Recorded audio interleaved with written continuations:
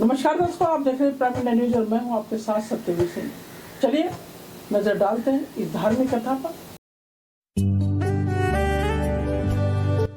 तो हेलो दोस्तों, आज के एपिसोड में आप सभी का स्वागत है। तो दोस्तों, आज के एपिसोड में आप जानेंगे कि कैसे विश्वास करने का परिणाम अंत में विश्वासघात का रूप ले लेता है और अंत में जब आंख खुली तो बहुत कुछ खो चुका होता है।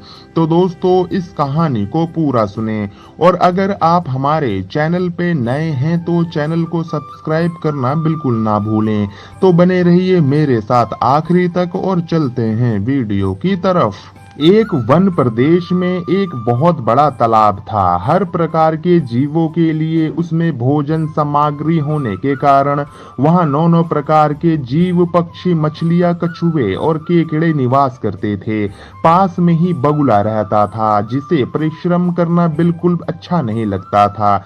उसकी आंखें भी कमजोर थीं। मछलियां पकड़ने के लिए तो मेहनत करनी पड़ती है जो उसे खलती थी, इसीलिए आलस्य के मारे वह पराये भूखा ही रहता। एक टांग पे खड़ा यही सोचता रहता कि क्या उपाय किया जाए कि बिना हाथ पैर हिलाए रोज भोजन मिले। एक दिन उसे एक उपाय सूझा तो वह उसे आजमाने बैठ गया। बगुला तालाब के किनारे खड़ा हो गया और लगा आंखों से आंसू बहाने। एक केकड़े ने उसे आंसू बहाते देखा तो वह उसके निकट आया और पूछने लगा, मामा क्या बात है, भोजन के लिए मछलियों का शिकार करने की बजाय खड़े आंसू बहा रहे हो। बगुले ने जोर से हिचकी ली और भराए गले से बोला, बेटे बहुत कर लिया मछलियों का शिकार, अब मैं यह पाप कार्य और नहीं करूंगा। मेरी आत्मा जाग उठी है, इसीलिए मैं निकट आई मछलियों को भी नहीं पकड़ रहा हूँ।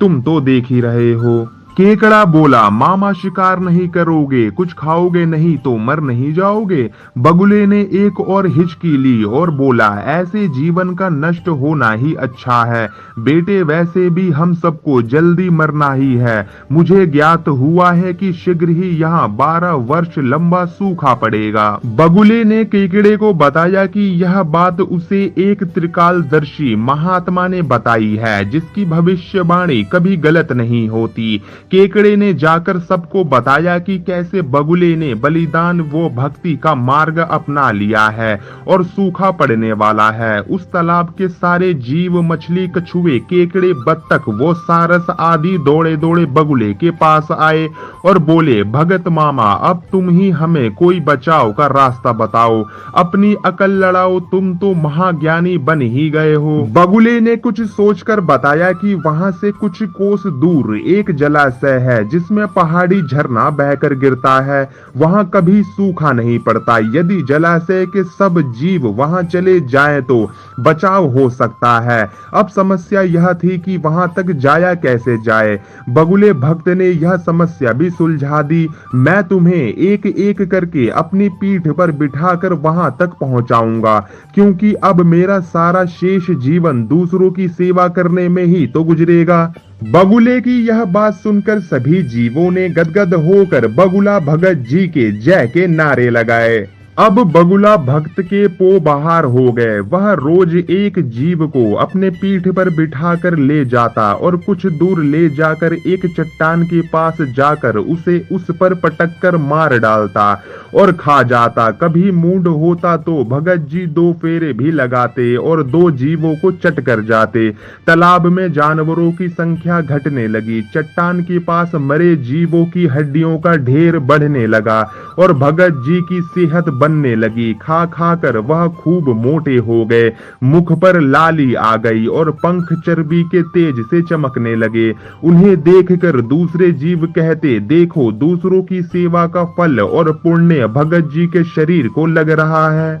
बगुला भक्त मन ही मन खूब हंसता। वह सोचता कि देखो दुनिया में कैसे कैसे मूर्ख जीव भरे पड़े हैं जो सबका विश्वास कर लेते हैं। ऐसे मूर्खों की दुनिया में थोड़ी चालाकी से काम लिया जाए तो मजे ही मजे हैं। बिना हाथ पैर हिलाए खूब दावत उड़ाई जा सकती है। बहुत दिन तक यही कर्म चलता रहा। एक दिन केकड़े ने बगुले से कहा, मामा तुमने इतने सारे जानवर यहाँ से वहां पहुंचा दिए, लेकिन मेरी बारी अभी तक नहीं आई। भगत जी बोले, बेटा आज तेरा ही नंबर लगाते हैं, आजा मेरी पीठ पर बैठ जा। केकड़ा खुश होकर बगुले की पीठ पर बैठ गया।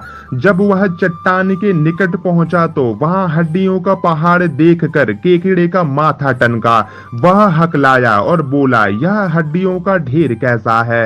वह जलाशय कितनी दूर है मामा? बगुला भक्त ठाठा करके खूब हंसा और बोला, मूर्ख, वहां कोई जलाशय नहीं है। मैं एक एक को पीठ पर बिठाकर यहाँ लाकर खाता रहता हूँ। आज तू मरेगा। केकड़ा सारी बात समझ गया। वह सिहर उठा, परंतु उसने हिम्मत न हारी और तुरंत अपने पंजों को आगे बढ़ाकर उसने दुष्ट बगुले की गर्दन दबा दी और तब तक दबाए रखी जब तक उसके प्राण पखेर न उड़ गए।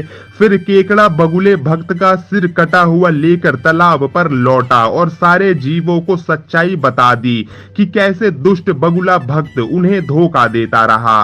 तो दोस्तों, इस कहानी से हमें यह सीख मिलती है कि हमें किसी की भी बातों पर आंखें मूंद कर विश्वास नहीं करनी चाहिए।